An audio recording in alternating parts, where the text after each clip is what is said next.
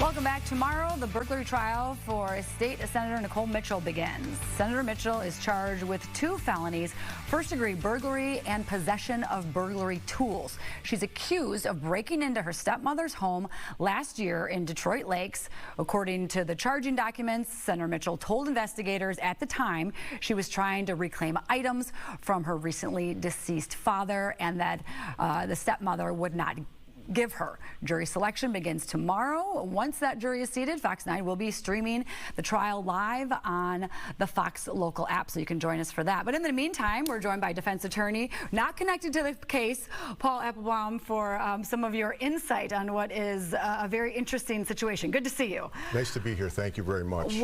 Okay, so jury selection, I imagine that they're going to have to find out very quickly, these prospective jurors, who's Republican, who's Democrat, and how do you expect this jury selection to go? So I am of the school that jury selection is probably the most vital aspect of a trial.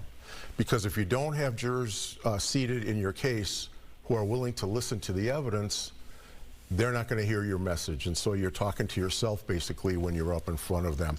So it's the defense lawyer's job to identify the jurors who cannot be fair to your client.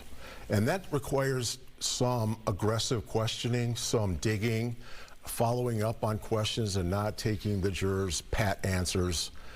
Some jurors are going to want to be on the trial because it's going to be a hoot for them because it's so notorious. Other jurors are not going to want to come near it, so they're all going to lie. I'm using the word is too strong saying lie, but they're going to spin their answers to achieve their objective, and you have to sort of push past that and find out really what their attitudes are, because if you don't do a thorough job, you ain't got no chance.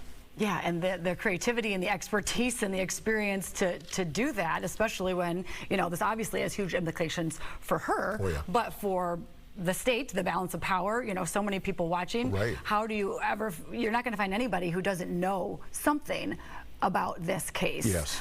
Weeding through that, do you vet people? I haven't seen that it's been made public, the questionnaire, but typically people get a long list of these questionnaires to weed out the initial folks. Right.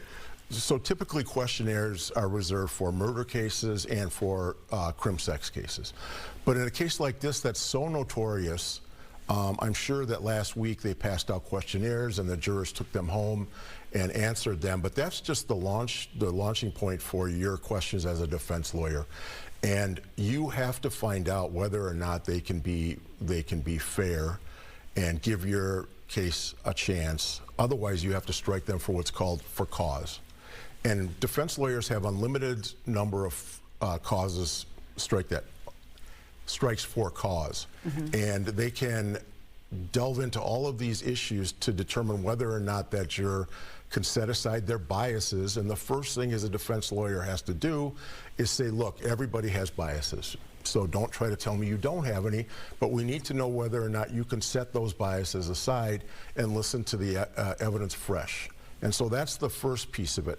Now, the other part of it is that a judge is always breathing down your neck during jury selection because he doesn't want you indoctrinating jurors. He doesn't want you spending a whole lot of time because he has other cases, and he's going to be on your back as a defense lawyer, more so than the prosecutor, to move things along. But you have to resist that and not be intimidated into sort of doing a superficial job with the jurors. But it's absolutely vital that you get to the bottom of their prejudices and their sort of pre-existing views of the evidence. And as the trial goes along, one question will be, I mean, she's a public figure. She obviously speaks publicly, has been in the public eye. Will she or won't she take the stand will be a very interesting thing to watch. I almost always put, unless the client is so revolting that I can't put them on the stand, I almost always put them on the stand because it humanizes them, and frankly, jurors want to hear from the defendant. It could be risky, but I prep the clients thoroughly so that when they get up there, they're calm, they're cool, they're collected, and they can answer these questions coherently. I think in this case, she absolutely has to testify. She has no chance if she just decides to assert a reasonable doubt defense.